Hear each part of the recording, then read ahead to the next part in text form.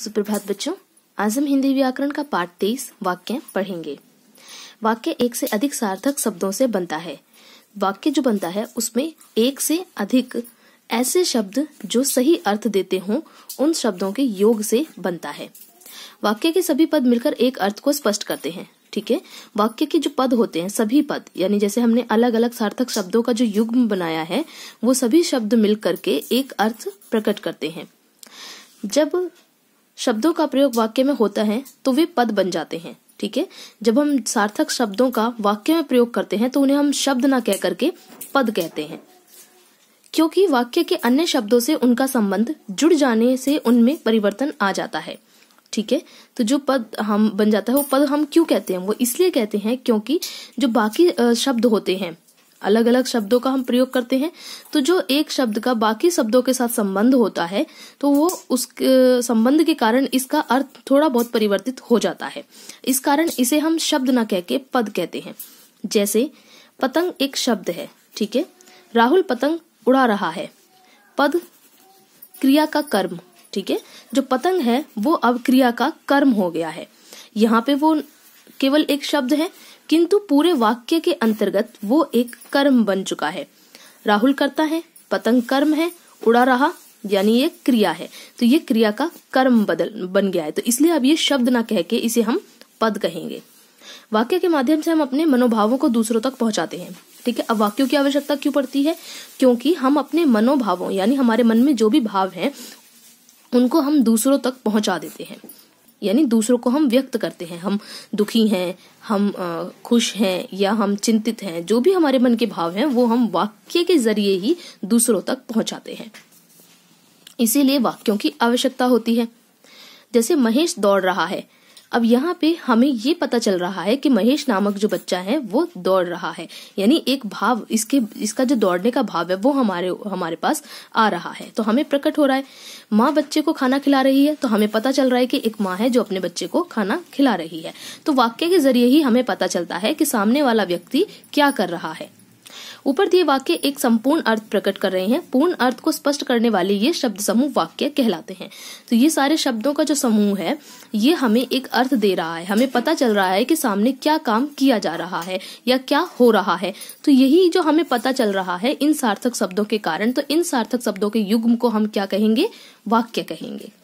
अगर हम इसकी सटीक परिभाषा देखें वाक्य की तो कह सकते हैं भावों एवं विचारों को पूरा प्रकट करने वाले सार्थक शब्द समूह के व्यवस्थित मेल को वाक्य कहते हैं। ठीक है, भाव और विचार को पूरा प्रकट करने वाले, ठीक है, जिससे हमें पूरा पता चले कि सामने वाले व्यक्ति के विचार क्या हैं या उसके भाव क्या हैं, और करने वाले सार्थक शब्द समूह। ठीक है, ऐसे शब्द समूह जो सार्थक हो, मतलब सार्थक यानी जिनमें अर्थ हो, ऐसे शब्द जिनका सही अर्थ हो, उनके व्यवस्थित मेल को व्यवस्थित रूप से। ठीक है, ये नहीं है कि बच्चे के बाद माँ लिखा जाए या माँ के बाद बच्चा लिखा जाए, तो जो एक नियम है कि कौन सी चीज कहाँ आएगी, उस व्यवस्थित रूप से लिखे गए शब्द समूह को हम वाक्य कहते हैं।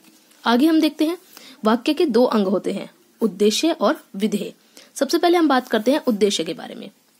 वाक्य का वह भाग जिसमें कर्ता के विषय में कहा गया हो उद्देश्य कहलाता है। ठीक है, वाक्य का वह भाग जिसमें कर्ता के विषय में कहा गया हो, कर्ता क्या है, कैसा है, ठीक है, उसके बारे में बताया गया हो, तो उसे हम उद्देश्य कहते हैं। जैसे मालती रस्सी कूद रही है। ठीक है, तो इसमें दूसरा हम देखते हैं तोता अमरूद खा रहा है। इन वाक्यों में मालती तोता के विषय में कहा गया है, अतः ये शब्द कर्ता तथा उद्देश्य कहलाते हैं। ठीक है, तो जो कर्ता होता है वही हमारा उद्देश्य हो जाता है। आगे हम बात करते हैं विधेय के बारे में। वाक्य का वह भाग जिसमें कर्ता के विषय में कुछ कहा गया हो विधेय कहलाता है। जैसे दिए गए वाक्यों में रस्सी कूद रही है। ठीक है, अभी पहले हमने देखा था उद्देश्य में तो मालती रस्सी कूद रही है पूरा वाक्य था, तो उसमें मालती जो कि कर्ता थी वो हमारा क्या उद्देश्य बन गई थी, और हमारा विधेय क्या हुआ, वो कर्ता क्या काम कर रहा है, यानी मालती क्या कर रही है, रस्सी कूद रही है, तो रस्सी कूद रही है ये हमारा हो जाएगा विधेय। जैसे तोता अमरूद खा रहा है, तो तोता तो हमारा उद्देश्य बन गया क्योंकि वो करता था। अब करता यानी तोता कर क्या रहा है, वो अमरूद खा रहा है, तो अमरूद खा रहा है क्या बन गया हमारा विधेय। वाक्यांश विधेय है क्योंकि ये क्रमशः मालती तोता के बारे में कुछ बता रहा है। ठीक है, तो उद्देश्य के बारे में ये हमें बता रहा है और ये वाक्य का अंश है, ठीक है, वाक्य का एक अंश है। एक अंश तो वो है जहाँ पे हमें कर्ता पता चल गया, अब बाकी बचा हुआ अंश यानी कि हिस्सा, वाक्य का ये दूसरा हिस्सा है जिसमें हमें ये पता चलता है कि कर्ता क्या कर रहा है। तो कर्ता क्या कर रहा है वो हमें पता चलता है, तो उसे हम कहते हैं विधेय। वाक्य के भेद, अब हम वाक्य के भेदों के बारे में बात करते हैं। वाक्य के मुख्य दो आधार होते हैं, ठीक है, एक तो है अर्थ के आधार पर और दूसरा है रचना के आधार पर। दो भागों में बांटा गया है वाक्य को, अर्थ के आधार पर और रचना के आधार पर। सबसे पहले हम बात करते हैं अर्थ के आधार पर वाक्य के भेद क्या है। अर्थ के आधार पर वाक्य के मुख्य 8 भेद होते हैं, ठीक है, कितने भेद होते हैं? 8 भेद। सबसे पहले विधानवाचक, निषेधवाचक या नकारात्मक वाक्य, प्रश्नवाचक, संकेतवाचक, इच्छावाचक, संदेहवाचक, आज्ञावाचक और विस्मयादिवाचक। सबसे पहले हम बात करते हैं विधानवाचक वाक्य के बारे में। जिन वाक्यों में किसी क्रिया के होने या करने का विधान पता चले उन्हें विधानवाचक वाक्य कहते हैं। जैसे वह बाजार जा रहा है। विधान का अर्थ होता है रीति या ढंग, मतलब किसी काम को करने का तरीका, रीति यानी तरीका, तो मतलब उसका हमें पता चले, क्रिया के होने का तरीका हमें पता चले। जैसे वह बाजार जा रहा है, आज लगातार वर्षा हो रही है, तो जा रहा है, ठीक है, कहाँ जा रहा है? बाजार जा रहा है, तरीका पता चल रहा है ना हमें उसका।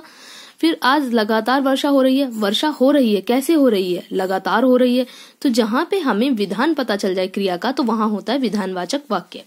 आगे है निषेधवाचक वाक्य। जिन वाक्यों में किसी क्रिया के न होने का पता चले, ठीक है, देखिए क्रिया के न होने का, जहां हमें नकारात्मक भाव पता चले तो वहां निषेधवाचक वाक्य कहलाता है। जैसे मैं प्रतिदिन व्यायाम नहीं करता, नहीं, वह ठीक से खाना नहीं खाता, ठीक है, तो हमें पता चल रहा है यहाँ पे नकारात्मक भाव आ रहा है, नहीं का प्रयोग हो रहा है। मैं प्रतिदिन व्यायाम नहीं करता, वह ठीक से खाना नहीं खाता, तो जहाँ पे नकारात्मक भाव दिखे, नहीं का प्रयोग हो जाए, ठीक है, तो वहां पे होता है निषेधवाचक वाक्य। आगे है प्रश्नवाचक वाक्य। जिन वाक्यों में किसी प्रकार के प्रश्न पूछे जाने का बोध है वे प्रश्नवाचक वाक्य कहलाते हैं, ठीक है, जहाँ कोई प्रश्न पूछा जाता है। जैसे क्या तुम्हें भूख लगी है? तुम्हारा नाम क्या है? तो यहाँ एक प्रश्न पूछा जा रहा है, ठीक है, तो वहां जहां भी प्रश्न पूछा जाए वहां होता है प्रश्नवाचक वाक्य।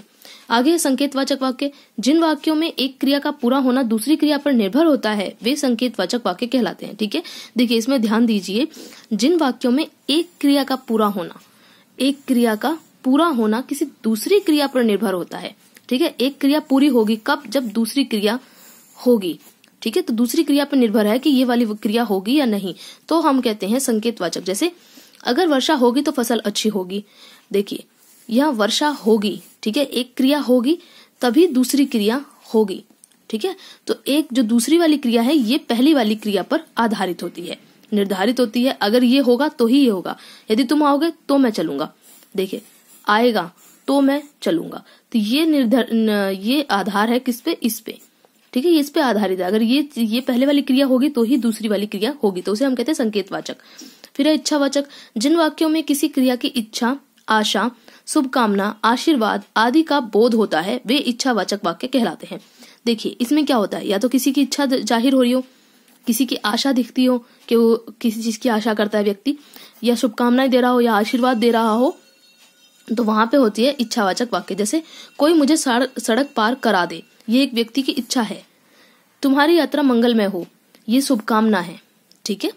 तो इस प्रकार जो भी होता है ये इच्छावाचक वाक्य कहलाते हैं। आगे है संदेहवाचक वाक्य।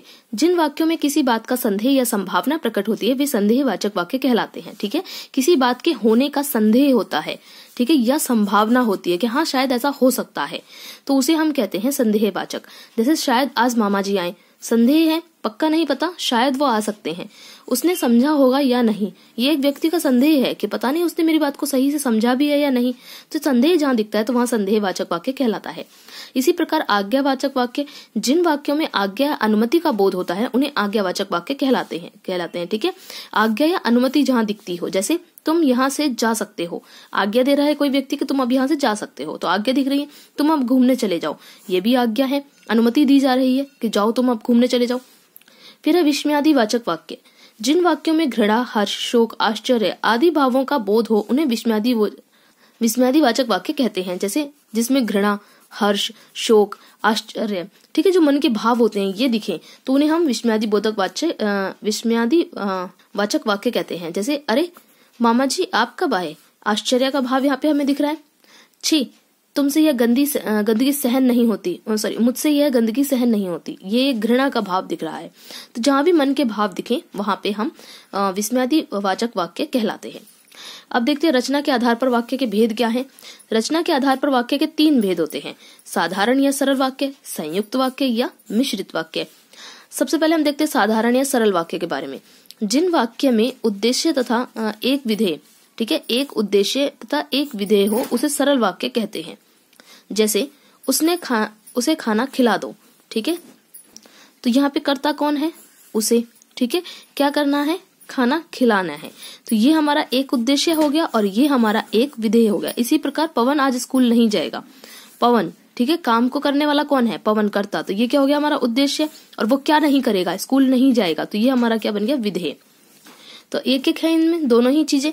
संयुक्त वाक्य, जब 2 या 2 से अधिक सरल उपवाक्य किसी योजक से जुड़े हों तो उपवाक्यों से बने वाक्य को संयुक्त वाक्य कहते हैं, ठीक है। देखिए 1, 2 या 2 से अधिक सरल उपवाक्य, ठीक है, किसी योजक से जुड़े हों, योजक होता है ना जैसे और वह या, ठीक है, इस प्रकार, तो वो उपवाक्यों से बने वाक्य को, ठीक है, ऐसे उपवाक्यों से बने वाक्य को संयुक्त वाक्य कहते हैं, यानी जिसमें कई सारे वाक्य जुड़ते हैं। जैसे बादल छा गए और वर्षा आरंभ हो गई, देखो योजक जुड़ा हुआ है और एक वाक्य क्या है, बादल छा गए, फिर क्या हो गया, वर्षा आरंभ हो गई, और दोनों वाक्य जुड़े हुए हैं आपस में योजक के द्वारा, तो ये क्या हो गया, संयुक्त वाक्य। मिश्रित वाक्य, जिस वाक्य में 1 से अधिक उपवाक्य हों, ठीक है, 1 से अधिक उपवाक्य हों परंतु उनमें से एक उपवाक्य प्रधान तथा अन्य उपवाक्य गौण हो तो उसे मिश्रित वाक्य कहते हैं। यानी एक उपवाक्य, जो एक वाक्य होगा वो तो प्रधान होगा, बाकी सब छोटे वाक्य होंगे, तो वो होते हैं मिश्रित वाक्य। जैसे माँ ने कहा वह खाना नहीं बना पाएगी, तो माँ ने कहा एक वाक्य है, वह खाना नहीं बना पाएगी दूसरा वाक्य है, तो 2 वाक्य यहाँ पे दिख रहे हैं। इन्होंने बोला 2 या 2 से अधिक, ठीक है, ऐसा होगा। तो मुख्य इसमें प्रधान वाक्य कौन सा होगा, प्रधान वाक्य ये है कि वह खाना नहीं बना पाएगी, ठीक है, और इससे जुड़ा हुआ ये वाला उपवाक्य भी है, पर लेकिन ये गौण है, इसकी कोई अहमियत नहीं है, तो ये हो जाता है हमारा मिश्रित वाक्य। जैसे जब वह आया तब मैं घर पर नहीं थी, ठीक है, तो जब वह आया एक वाक्य है, मैं घर पर नहीं थी दूसरा वाक्य है, और ये जुड़ा हुआ है। पर लेकिन इसमें मुख्य बात क्या है, मुख्य बात यह है कि मैं घर पर नहीं थी, तो यहाँ पे एक मुख्य होता है और दूसरा गौण होता है, तो यहाँ हो जाता है हमारा मिश्रित वाक्य।